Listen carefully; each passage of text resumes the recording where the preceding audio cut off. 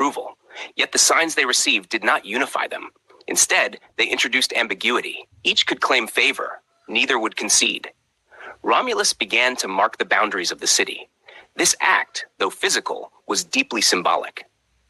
A boundary is not merely a line, it is a declaration of identity, of control, of intention. Remus crossed it.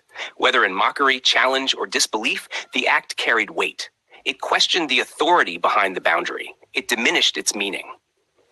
Romulus responded with finality. Remus was killed. There is no way to soften that moment, nor should there be. The story does not attempt to excuse it. Instead, it places it at the very center of Rome's origin. The implication is stark. The creation of order may demand the destruction of what stands against it, even when that opposition is bound by blood. Romulus became the sole founder. From there he built, not in abstraction, but in necessity. He opened the city to outsiders, to those without status, to those seeking opportunity.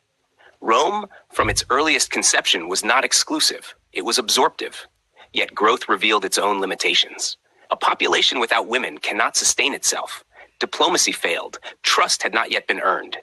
So Romulus turned to strategy. A festival was announced. Neighbors were invited. And in a calculated moment, the women were taken. The act was forceful, disruptive, and consequential. It led to conflict, as it inevitably would.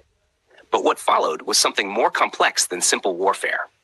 The women intervened. No longer outsiders, no longer merely victims. They stood between two worlds, between the families they came from and the lives they had been forced into.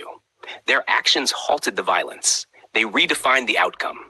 Through them, conflict transformed into union.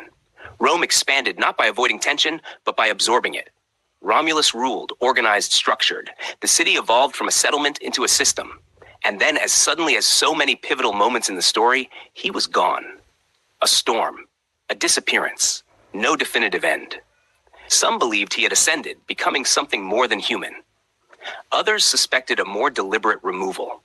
The uncertainty remains, and perhaps that is intentional. The story does not insist on a single truth. It leaves space for interpretation, just as all enduring narratives do. And what remains, when all events have passed, is not simply a sequence, but a reflection. A city born from abandonment, sustained by the wild, defined by conflict, strengthened through integration, and remembered not for purity, but for resilience. That is why this story continues to resonate. It does not offer comfort, it offers recognition. It acknowledges that creation is rarely clean, that power carries cost, and that identity is often forged in contradiction. Now, having walked through this story, consider what it leaves with you. What part of it feels most human?